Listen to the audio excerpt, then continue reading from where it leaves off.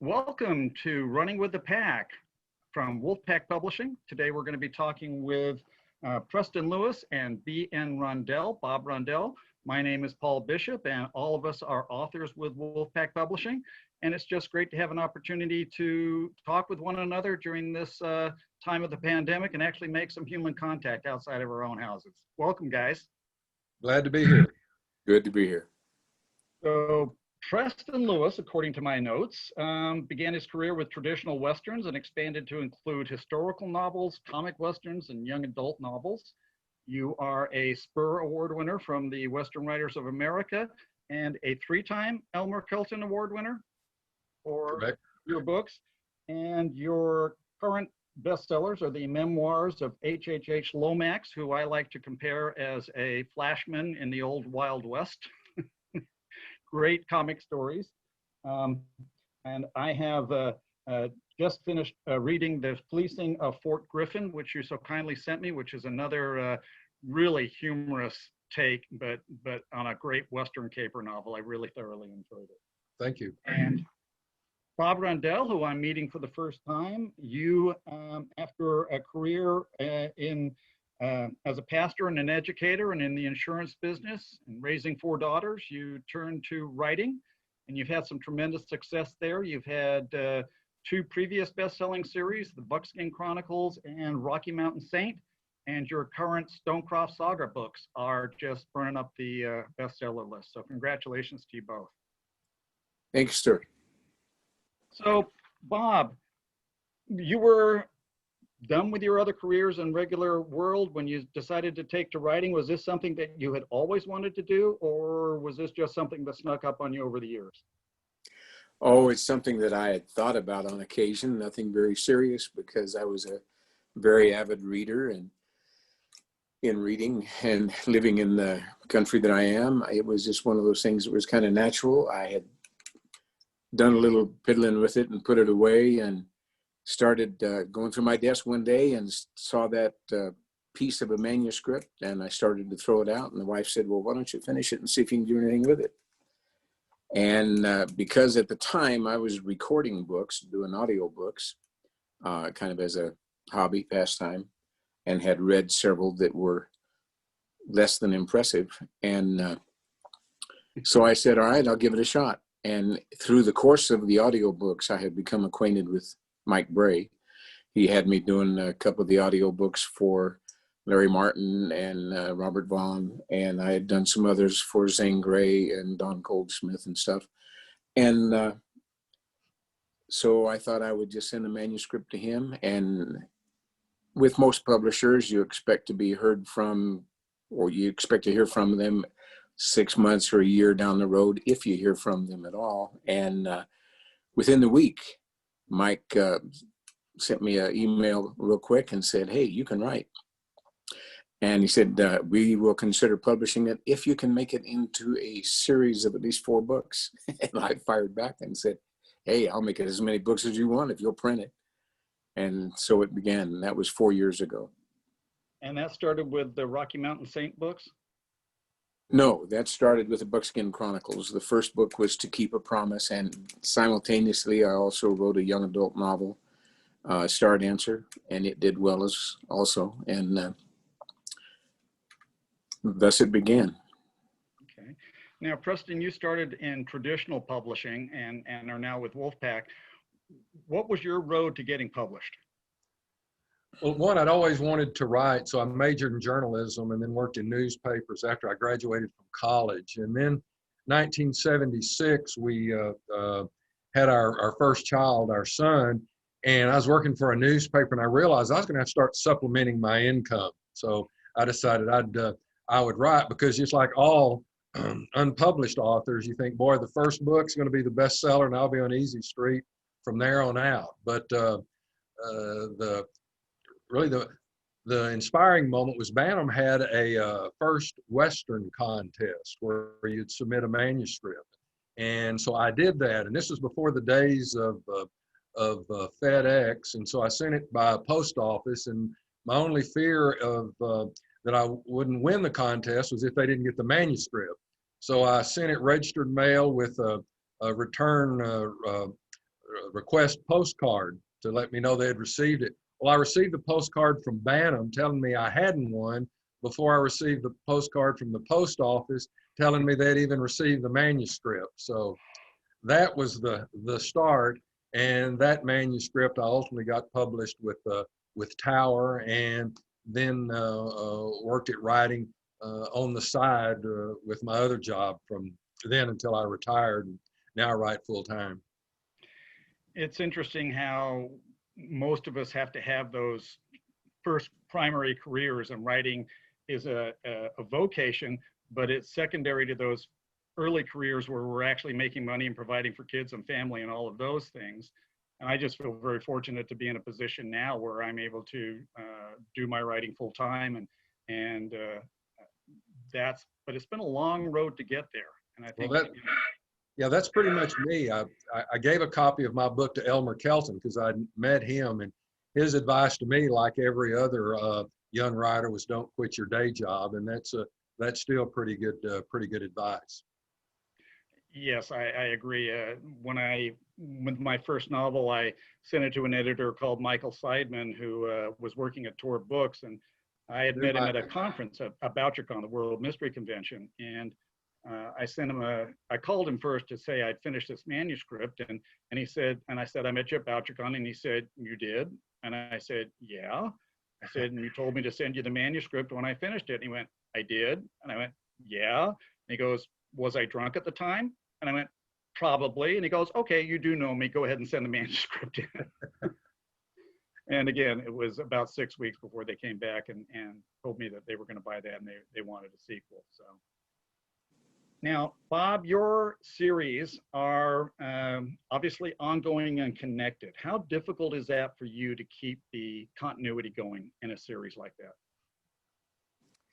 that? Really, I don't find it difficult because that's basically all I've done. And I know the characters, and it's just an ongoing story. Now, the first series, Buckskin Chronicles, it went over a longer period of time and into the second generation of characters. The second series, Rocky Mountain Saint, did the same. And well, I guess really Buckskin Chronicles went over 3 or 4 generations. Rocky Mountain Saint went over 2. And it was primarily in the location and the natural events of a location and people growing and having kids and following that same story. Being a family man and having children that have since gone on for their own lives and having their children, it's just a natural continuity, and it seems to flow okay. Now, if you're going through 2 or 3 generations, obviously time is passing, and your basic Correct. books are Westerns. So do you reach a point where the time period is what's stopping you rather than the stories of the characters, and you go on to another series? Not really. It's because I don't encompass that great a period of time, and there's not that much change. For example, in Buckskin Chronicles started about 1840, and it ended about 1870. So in that period of time, the West became from a frontier to the West as we know it, where it was settled and stagecoaches and all that kind of stuff involved. And Saint series, about the same time frame, only it didn't go to as late a date. And my current series has all been within the course of about a 5-year time, between 1795 and 1800, maybe 1801 or 2. It's exploring the same territory or south of the same territory that Lewis and Clark did. And so there's not a lot of change in the mentality and behavior and climate of the people in that short period of time. So it's kind of a exhausting of that family. I'm staying on 2 main characters in my current series, and it's a little bit more condensed in time. Where it's going to end, I don't know. I might be within the last 1 or 2 books of that, because Mike wanted to have a book a month for the year, and number 12, I'm on number 11 right now, about halfway through it, and So I should finish it up so that we'll have the 12 in the year. Whether I continue or not, I don't know, depending on what Mike and Rachel have to say and what my imagination can conjure up. Okay. Preston, with right now you have the H.H. Lomax books going on. You also have your Rio Ruidoso trilogy that you're into. One's quite a serious series of novels, a trilogy, and the others are far more humorous. How do you go back and forth between those two mindsets? Well, I guess to begin with my background in journalism and experience in the newspaper room, you got a feel for life in all of its various forms, the good and the bad, and you had to learn to adapt to different types of stories that you covered. And I think that that carried over into the writing. I enjoy the comic writing because I think that's a niche that I've been able to develop for myself, because there's not that many that do Westerns, do the comic Westerns. And then in terms of the serious Westerns, I just love the history and try to explore and build novels around that. I mean, the Three Rivers trilogy, it's called, Rio Ruidoso is the first book in it, follows the period before, during, and after the Lincoln County War. And growing up in West Texas, we went to the mountains of New Mexico around Ruidoso for vacation to see cool and mountains and trees. And that was Billy the Kid country. So I got fascinated with Billy the Kid at an early age, 8 or 9, and just love the West ever since. Now, I want to make it clear, when we say comic Westerns or funny Westerns, we're not talking slapstick here. We're not talking Blazing Saddles.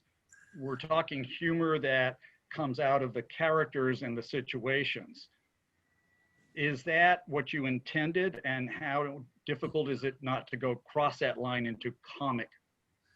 Well, it's always sort of a tightrope. I never envisioned myself doing any comic Westerns, but Greg Tobin, who was editor at Bantam back in the 90s, he told me one time, I said, you write sort of funny. And I'm like, that's not necessarily something you want to hear from an editor. And I said, what do you mean? He says, well, you just look at situations and you give them a little odd twist or take. And have you ever thought about writing some comic Westerns? And I hadn't. And he said, he hooked me up with Book Creations and Paul Block, and between BCI, myself, and Bantam, we came up with this.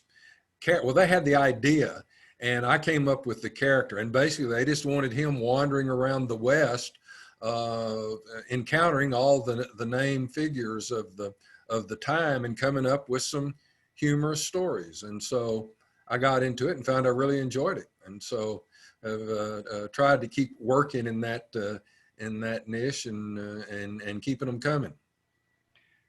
Now, Bob, you're talking about doing a book a month for 12 books, so book a month for 12 months. How difficult is it for you to keep up that kind of pace? Well, my wife has a bullwhip, and it's not all that difficult. It's just discipline. I try to write a minimum of 2,000 words a day, and that pretty well takes care of it, because quite often I'll have days of 4,000 and 5,000 words, and you just kind of crank it out, get involved in the story, and let it run. How many hours a day do you sit and write?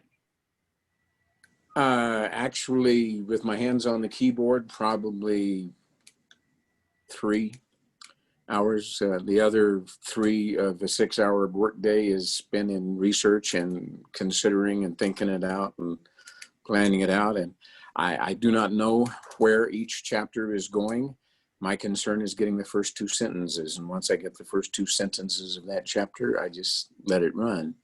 I'm not the one that plans everything out and outlines it and all that. I do not know. When I start a new book, I usually know the title, the characters, and a general idea of where and perhaps a major event of it. But that's about it. I have to let the characters write the story for me. So you're, as they say, a pantser, not a planner. You could call it that. Fly by Yeah. the seat of the pants. Right. Yeah. How do you avoid the trap of dumping too much research information into a story and slowing it down? I have a daughter that is an excellent writer in her own right. She has not published anything and hasn't taken the time. I wish I had her talent. But she is one that can take a 5-minute event and turn it into a half-hour dialogue. I try to avoid that. And I can do the research, and then I have to remind myself that I'm not teaching history, I'm telling a story. And so I might have 5 or 6 pages of research that ends up being 1 sentence in the story, because I want to focus on entertaining and storytelling, but I want that story to be absolutely historically and geographically accurate. And I incorporate many historical figures, actual figures, into the stories and write the story around some of them. So I always want to keep it accurate. And so in doing that, it might just be a sentence or 2 that is a result of several hours of research. So I have to kind of discipline on that, but remind myself of my daughter and cut it short. Preston, when you're dealing with historical characters as you do, as H.H. Lomax comes into contact with them, how much do you tweak that historical character from what established canon would be about that character? Do you look for different angles on them? Do you worry about portraying them absolutely accurately, or do you use them for your own purposes?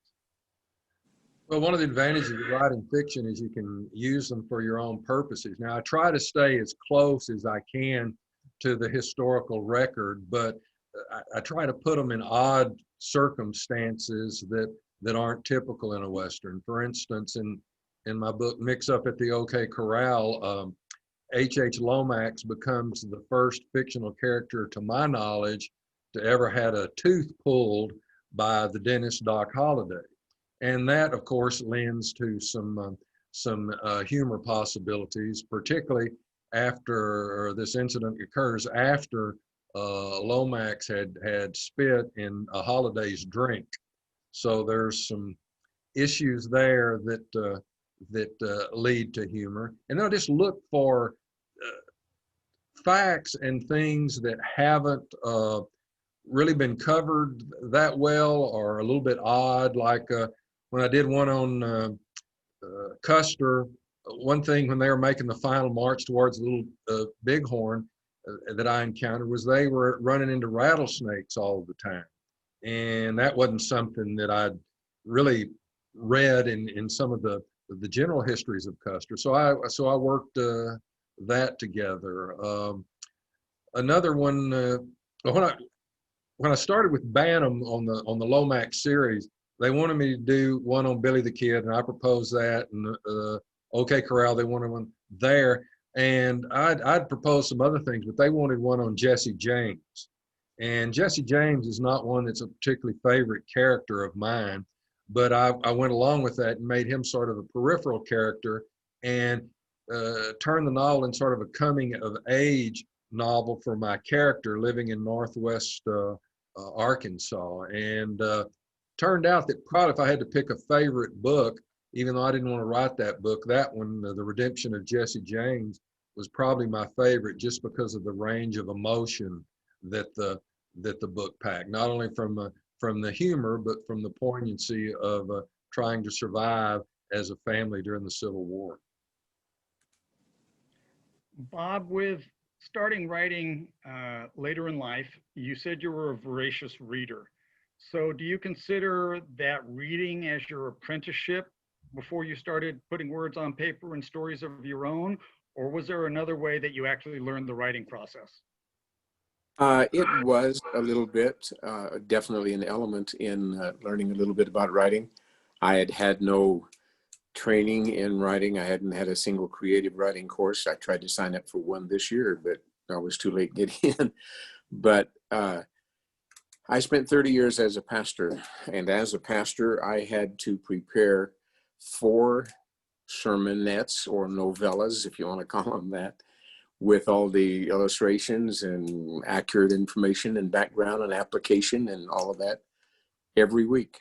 So 30 years of doing that 4 times a week helped me to craft a story, a beginning, a middle, and an end, and a purpose to it, and a message to it, a story, if you will.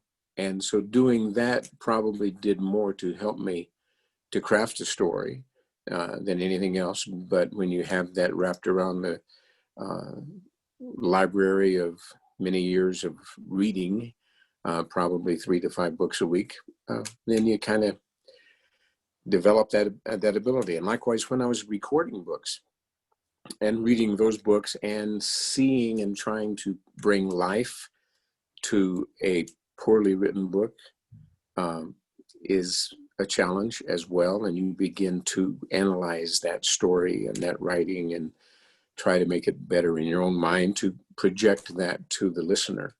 And so that helped as well. When you say you're reading 4 to 5 books a week, was that fiction or nonfiction or a mix? Everything. History, theological, fiction, Western. I probably read every book of Louis L'Amour 3 or 4 times, and many others as well. I liked Zane Grey's earlier books. I mean, by earlier, I mean those that were set in the 1700s, and several other authors that I read a lot of, and continue to do so to this day. Okay. Preston, did you always set out to write Westerns, or was there another genre that appealed to you and you chose Westerns over it? I began with Westerns because of that contest, and found that I liked it because that was sort of the history that I grew up around in West Texas. And so that stayed with me. You know, I love basically American history and the period from the Civil War through the end of World War II. So anything in that period I can be fascinated by it. I think what got me interested in stories was just my family heritage. My parents were West Texas natives, and I grew up going to family reunions, particularly on my father's side, and listening to the stories of the Great Depression that they would share. And they were tenant farmers, and they weren't poor, they were poor. I mean, it was that hard, but they always looked at things with a sense of perspective and a sense of humor. And I think that sort of helped shape my interest in writing humor. And they were good storytellers. So that, combined with just reading, being lived out in the country and there weren't many people around, and I was sort of introverted, so I spent a lot of time reading. And Dad and my uncles, they would subscribe to True West and Frontier Times and swap those. So I'd read all those articles, and pretty much that was where the focus came from. Now, with my books, I often get asked, you know, my police procedurals or things like that, you know, because of my career with the LAPD, I often get asked, well, how much of real life are you putting into the books? And I have to really tell them that all I really get from that experience was the dark humor. The plots themselves and the characters are such an amalgam of so many different things that they don't really have that connection to actual nonfiction stuff that I've done. Bob, with yourself, how much do you draw on your own experiences when you're writing? A little, and my family. My dad and mom both came from, of all places, Texas. And we have history back there. For example, I have an uncle that was named by Buffalo Bill, after Buffalo Bill. And my grandfather, whom I did not know, was in Texas and had some wild stories down there, and which I wrote a book about, Riding Lonesome. And the territory that I'm in, as I look out the window now, I can see the path that Zebulon Pike took, and around the corner is where John C. Fremont explored. And where I live is actually in the setting of William Johnstone's series here in the Rocky Mountains. And there's a lot of actual history here that I know. And all of my books, I have walked on that territory. I have been in that place. I have spent time there. I know that terrain. I know that country because of having been there. And so it's that touchstone with the past that helps. My experience, yes, I grew up in a ranching family, and horses were very much a part of my life, and I rodeoed and all that kind of stuff. But more of it has to do with the country that I'm in. I'm in Colorado and in the Rocky Mountains, and that's what I have known, and that's where most of my books are set. Now excuse me, now your two characters in the Stonecroft saga, they're have a different type of excuse me. They have a different type of relationship than in your other books. They're like best friends. And Yes. how did you come to find the inspiration for that? And was it purposely taking it in a different direction than your other series?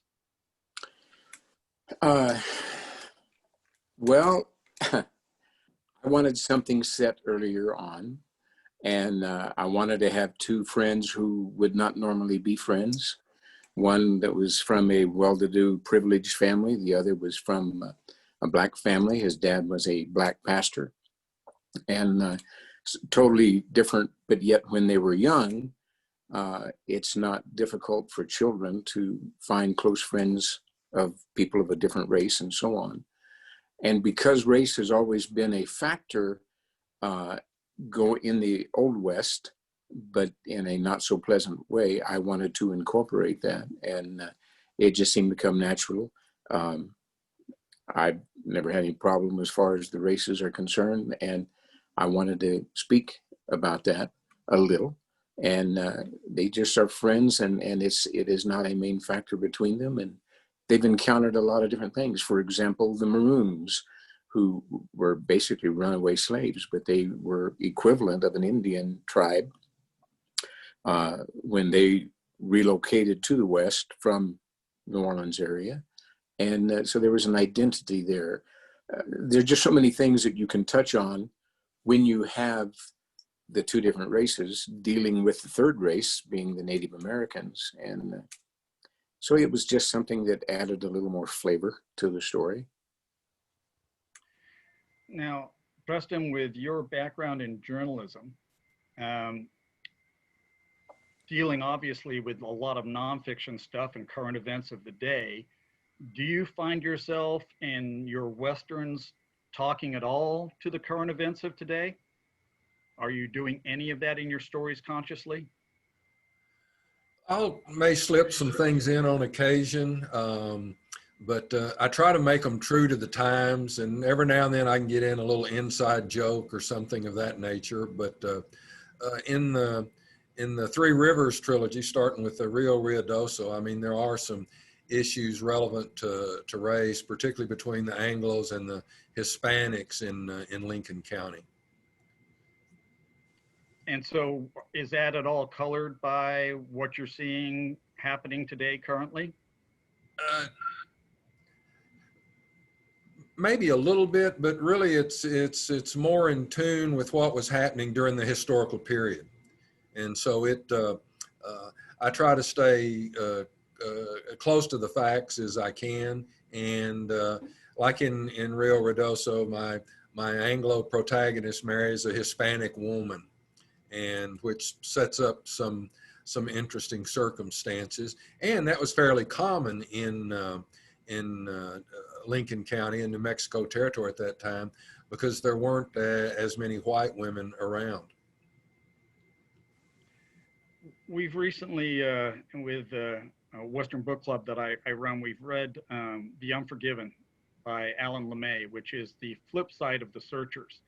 But again, it deals with race in a Western setting very poignantly. And it just appears to me that this is something that's always been with us. Are there other things, Bob, that you think have always been with us as a human race that you like to touch on? Greed, avarice, power, Do you try to touch on those things and what you're doing to bring All, risk to the story? yes, I do. For example, in one account, see, in Spanish Louisiana, as it was called, the Spanish Louisiana, French Louisiana, the Louisiana Territory, they had actually made it illegal to have Indian slaves. You could not capture Indians and make them slaves, but it was not illegal to have blacks as slaves. And yet there were those that were Hudson Bay types, coureurs de bois, that would capture the Indians and sell them as slaves. And if they came across any blacks, they would do the same thing. So there was the conflict between the blacks, the natives, and the French, the Spanish, and the Americans, all of which were fighting, which at the root of it was the race issue of Indians and blacks. And it was a current ongoing thing. And all of it was motivated by greed, where it was easier to capture an Indian woman and sell her as a slave than it was to go out and wade in the ice cold water and trap beaver. And so they were driven by money. And so I addressed the idea of greed and total lack of respect for other people and their rights. And, you know, I do not preach a sermon on it. We call it human trafficking today. Correct. Right? But it's very much historically the same. Yes, it is. Preston, when you sit down to write the bad guy, how do you create that bad guy and walk that fine line between having him be a true test of your hero's mettle and not going over the top into parody?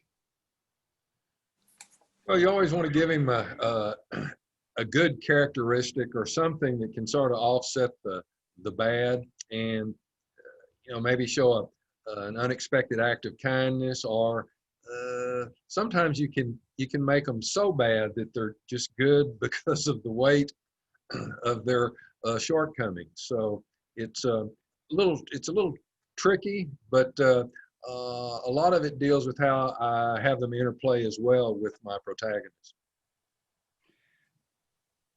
When you look for that, where do you build that villain from? Where do you build his motivations from? Do you just make him a bad guy, or do you give it some basis? Well, I try to give it some basis, and it, like Bob said, I mean, there's greed and avarice and there's lust, so there's always opportunities out there to create these shortcomings that can enhance the in a sense, the standing of the protagonist in dealing with them. Now, your Rio Ruidoso trilogy, you have the second book in that finished, I believe. It isn't published yet, but the second one's finished. Publisher, and I'm working on the third volume right now. Then where do you go from there? Have you already got it in the back of your mind what the next big project's going to be? Well, I'm mulling around some series and trying to look at some possibilities there that might appeal to readers and Wolfpack. And I've also wanted to do a couple Civil War books at some point, and that one's been festering in my mind for a decade and a half, and it's like, okay, I may be at the point where I want to give that a shot. What about you, Bob? You're coming up, your book 11, book 12 is going to be done by the end of the year. Is that the end for the Stonecroft saga, and are you moving on? Well, I'm not sure. It might be the end. Like I said, part of it depends on what Mike Bray has to say. But it could go a little bit longer. I don't think it would go too awful much longer. As far as anything else coming up, I've kicked around a couple of ideas, one of which would be to actually go further back in time to Revolutionary War era with Stonecroft's father and grandfather. So kind of still use that same group, but earlier in time. I don't want to call it a prequel, but something to that effect. Or I've also kicked around the idea of a series on the Buffalo Soldiers, because the Buffalo Soldiers, after or towards the end of the war, there were many of them shipped out here to Fort Garland, which is just south of where I'm at. And I've been there and visited the post. And it was when Kit Carson was the commander there right after he left, and then the Buffalo Soldiers came in and spent a lot of time there. That 10th Division actually earned more Congressional Medals of Honor than any other division has before or since. And in that same division actually is over here at Fort Carson in Colorado. It's no longer Buffalo Soldiers, of course. But I thought that would be an interesting time, and that would be conflict between the Buffalo Soldiers and the Apache and Ute Indians of that area. So I'm kicking around 2 or 3 different ideas. We'll see. Now, with all the reading that you've done over all the years, is there or are there 1 or 2 books that have influenced you the most or changed your life specifically? Well, to say it changed my life, no. The only book that changed my life, of course, is the Bible. But as far as influenced my thinking, the Sackett series, perhaps. Not any one book in there, but the Sackett series I found interesting. And then other books apart from that, for example, now I'm on Thomas Paine's The Thinking of America prior to the Revolutionary War. Shakespeare, believe it or not. And but as far as those that had a predominant influence, I can't really put my finger on any one because there was such a variety of them. And Preston, for you, what is the one book that you want to write that you haven't written yet? The Holy Grail of books that you have in the back of your head. Is there anything like that going on?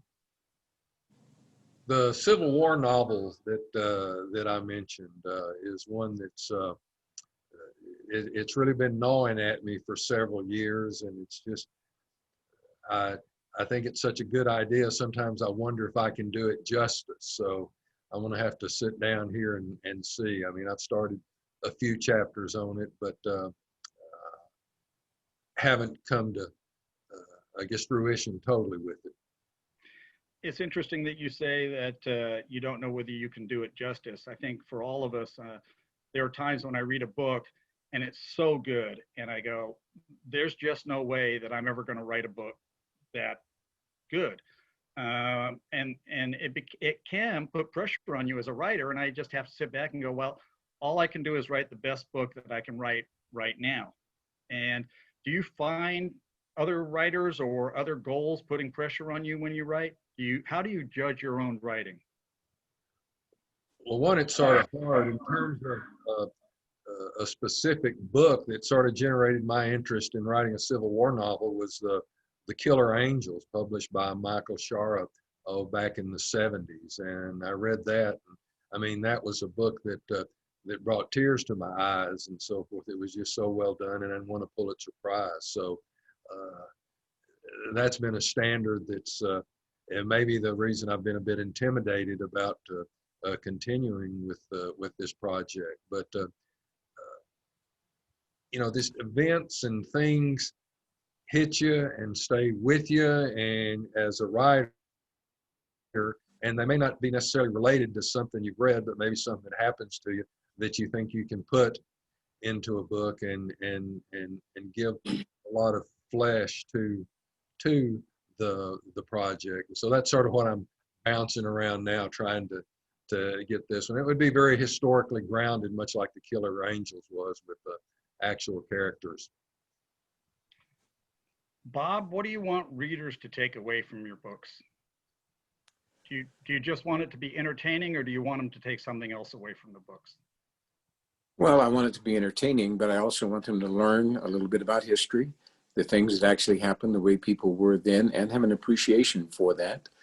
Help them to understand that not everybody back in the Old West were foul-mouthed, vulgar, dirty people. You know, there's a whole lot of really good people. And an education of the 8th grade back in those days was the equivalent of a college education in this day and age. And a lot of people assume the wrong things about people of the past. And I want them to see that. I want them to be entertained. But actually, I don't consider myself a writer. If anything, it would be a storyteller or perhaps a tour guide, because geography plays a big part and history plays a big part in what I do. And so I want people to be able to read it and say, I enjoyed it, or I learned something. You taught me something. That's satisfaction enough for me. Of course, when Mike signs a check, that's even more satisfying.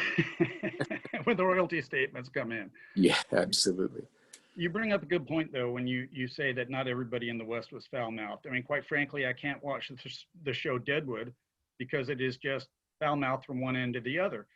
I think one of the biggest compliments I have for my book, Lie Catchers, which is a police procedural, is I had an editor read it, and he called me up and said, I'm halfway through the book and I'm really enjoying it, but I had to start over again because I realized there was no swear words in here and I couldn't understand how you accomplished that.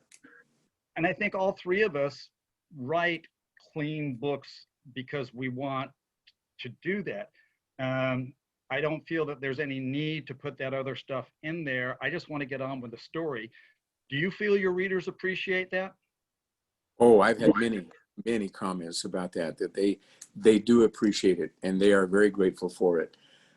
When I started penning some of the books, my thinking was I wanted them to also be where my daughters could read them and I would not be ashamed of it.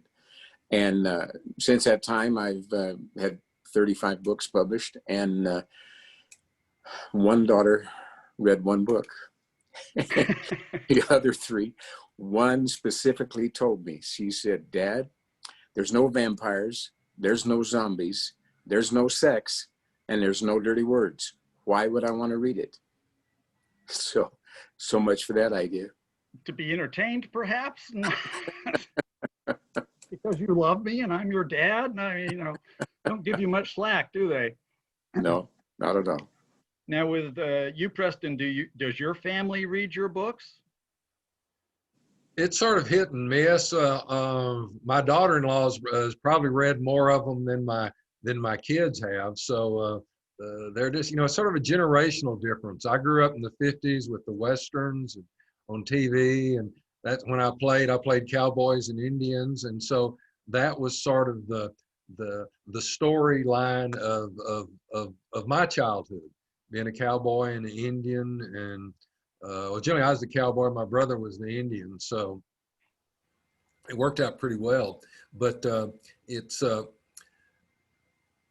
my daughter was in college before she thought there was anything special about me writing, because she went to Walmart with some of her friends and they were shopping, and she passed the paperback rack and said, oh my goodness, there's one of my dad's Westerns.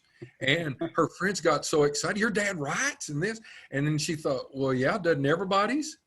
So I think it's a little different when you grow up around it. You just take it as normal and don't pay as much attention to it. You've recently had some of your grandkids visiting, and one of them in particular has shown an interest in writing, and you seem to have taken steps to encourage that. Oh yeah, one of our son's daughters, Miriam, she has been interested in writing and storytelling. We hold a camp for our grandkids each summer, and when they turn 10, Harriet, my wife, offers to let the girls give them a sewing lesson and teach them to sew an outfit or a dress. And Miriam just said last year, because this was going to be her 10th year, I don't really want to learn to sew, but could I learn to write some fiction? And so we had camp here in July, and I gave her some lessons, and she had already written each summer with them. We film a movie. We sort of script out a movie that we can film, and it's a hoot. I mean, it's nothing polished, but it's a lot of fun. And she wrote the script for this year's movie. Fantastic. So yeah, I've got to pretty much finish up editing and get it ready to debut it at Christmas when they all visit again. What a lot of fun. Absolutely. Guys, thank you for being with me today. I appreciate all the time that you've taken, and good luck with the new books and the writing, and I will be reading. I appreciate it, Paul. Thank you very much. We appreciate Thanks, it. guys. Bye-bye.